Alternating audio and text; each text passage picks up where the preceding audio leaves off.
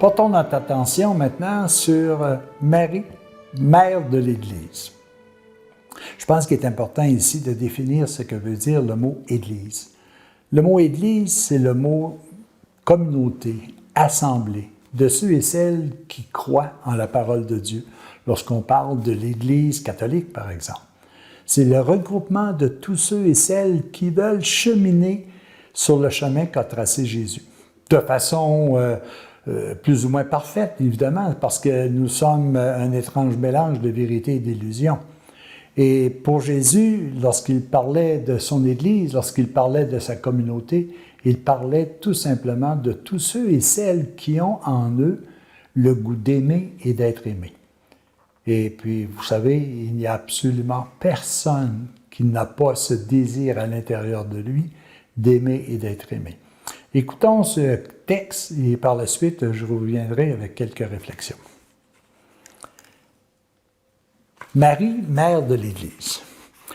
La merveilleuse fille de Dieu, la plus belle de toutes les créations de Dieu, celle dont la splendeur et l'éclat ne le cèdent qu'au Fils unique et éternel de Dieu, cette créature sublime, sans tache, immaculée, pur miroir des beautés divines, sagesse sublime, cette créature a été choisie par Dieu pour être sur la terre la mère de son Fils bien-aimé.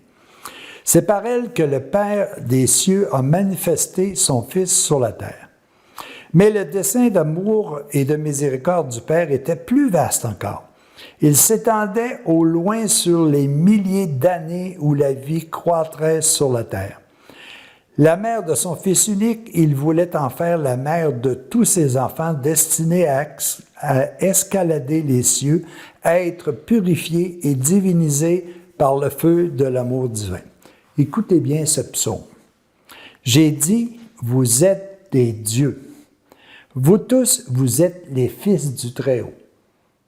Cette phrase-là, elle est excellente. Parce que nous sommes d'abord et avant tout engendrés de l'Esprit de Dieu qui, lui, est de toute éternité. Et cet Esprit-là ne peut se définir par un seul et unique mot, amour. Et comme nous voulons aimer et être aimés, voilà notre origine véritable. Nous sommes des fils et filles de Dieu, du Très-Haut. Pour comprendre ce profond mystère de la diffusion de la vie divine dans le Fils unique de Dieu et en nous, il nous suffit d'observer la nature qui est à l'image de son Créateur. Jésus disait, « Je suis la vigne véritable et mon Père est le vigneron. Tout sarment en moi qui ne porte pas de fruit, il l'enlève, et tout sarment qui porte du fruit, il l'émonte pour qu'il porte encore plus de fruits. De même que le sarment ne peut de lui-même porter du fruit s'il ne demeure sur la vigne, ainsi vous non plus si vous ne demeurez pas en moi.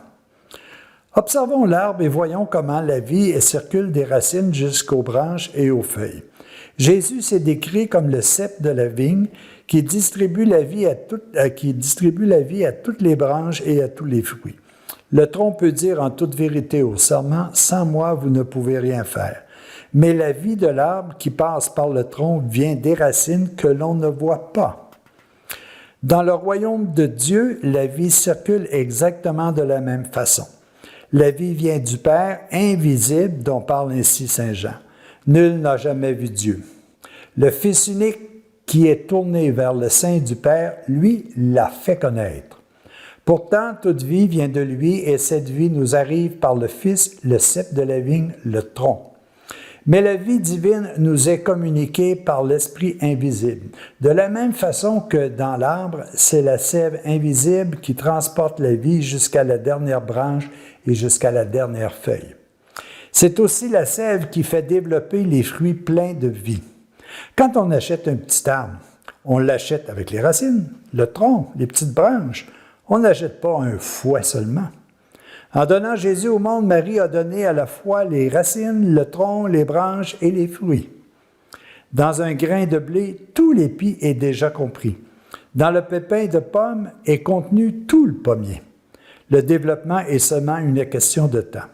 Jésus nous a dit, le Père et moi, nous sommes un.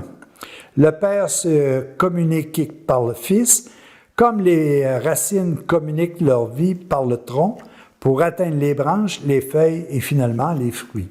Le Père et le Fils sont un. Jésus veut la même unité de vie entre lui et nous. De même que le serment ne peut de lui-même porter du fruit s'il ne porte pas sur la vigne, ainsi vous non plus si vous ne demeurez pas en moi. En donnant Jésus au monde, Jésus a donné en même temps tout l'arbre de la vie divine. C'est l'amour divin diffusé en nous par l'Esprit Saint qui fait l'unité entre les chrétiens, l'unité avec le Christ et le Père des cieux qui est amour. Marie nous a donné Jésus. Elle nous a unis à lui comme la branche est unie au tronc. Mais comment cette vie divine circule-t-elle dans tout l'arbre? Nous le savons, l'Écriture nous le dit. L'Esprit Saint viendra sur toi et la puissance du Très-Haut te couvrira de son arme. C'est pourquoi l'être qui naîtra de toi sera appelé Fils de Dieu. C'est par la puissance de l'Esprit Saint que fut conçu en Marie le Verbe de Dieu incarné. Marie fournit sa chair à celui qui s'appellera Fils de l'homme, et Dieu le Père, par l'Esprit Saint, lui communique sa vie divine. Celui qui naîtra sera appelé en même temps Fils de l'homme et Fils de Dieu. En disant de tout l'élan de mon être qu'il me soit fait selon ta parole, Marie savait que son Fils ne venait pas pour lui-même, mais pour racheter et sauver les hommes tombés. Par les prophéties, elle savait bien qu'à côté de l'homme des douleurs, il faudrait la femme des douleurs pour achever l'œuvre de la rédemption. Elle y sera. Mais comment cela se fera-t-il? C'est intéressant de voir ici l'exemple de la Trinité dans l'arbre. La racine, on ne la voit pas. Pourtant, nous sommes assurés que s'il y a un tronc, c'est parce qu'il y a des racines. Si nous sommes assurés que Jésus est venu sur la terre comme sauveur, c'est parce qu'il y a certainement des racines à l'intérieur de Jésus, qu'il lui a transmis la sève de l'amour divin. C'est la même chose pour nous. Si nous nous comparons comme étant un tronc bien imparfait, évidemment, par rapport à Jésus, mais c'est parce qu'il y a à l'intérieur de nous cette racine qui est invisible et cette racine qui vient de Dieu. Qu'est-ce que nous faisons avec la sève qui circule en nous? Est-ce que nous l'utilisons à des bonnes fins, comme donner de bons fruits à ceux et celles qui nous entourent, ou est-ce que nous sommes plus des objets de scandale, de division, de guerre, si vous voulez? Alors, c'est à nous de voir qu'est-ce que nous faisons avec la sève qui circule. Mais n'oubliez jamais une chose, et ça, le texte nous le dit un petit peu. Lorsqu'il nous arrive à un moment donné de ne plus porter de sève, Dieu coupe. Et quand on dit que Dieu coupe, ce n'est pas parce qu'il coupe pour jeter, parce que même la branche qui est coupée va servir un jour. Vous voyez les grands feux, par exemple, qui arrivent. La nature brûle, on la pense morte, mais pourtant, elle sert d'humus à la terre qui fait croître une nouvelle vie. Rien ne se perd, mais ça peut retarder tout simplement le fait que l'on puisse atteindre véritablement la vie éternelle, le bonheur éternel, la joie éternelle. Alors, voyez, Dieu a bien fait les choses. Dieu a fait en sorte de nous laisser complètement libres, c'est-à-dire de retourner à lui avec la vitesse que nous voulons, avec notre capacité de comprendre. Marie est la mère, on dit de l'Église, mais elle est la mère de tout le peuple, de ceux et celles qui aiment et qui veulent être aimés. C'est tout le monde, que ce soit sur terre ou ailleurs.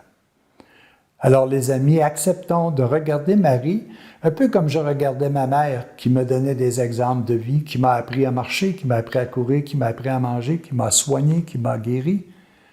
Essayons de voir Marie comme étant la même mère que moi j'ai eue sur le plan physique, mais sur le plan spirituel, qui fait les mêmes actions de nous nourrir spirituellement, de nous guérir spirituellement, de nous guider spirituellement. Elle est là, mais pour ça, il faut que je la comprenne. Ma mère, moi, je l'ai compris. Ma mère terrestre, je l'ai compris. J'ai pu la voir, j'ai pu la suivre. Pourquoi que je ne ferais pas la même chose avec ma mère céleste? N'est-elle pas celle qui m'a donné vie spirituelle de par son Fils qui est venu me tracer le chemin? À tous et à chacun, soyons donc heureux d'apprendre que nous avons, nous aussi, au niveau de notre communauté, un guide qui est venu nous tracer le chemin grâce à une mère spirituelle. À tous et à chacun, à la prochaine.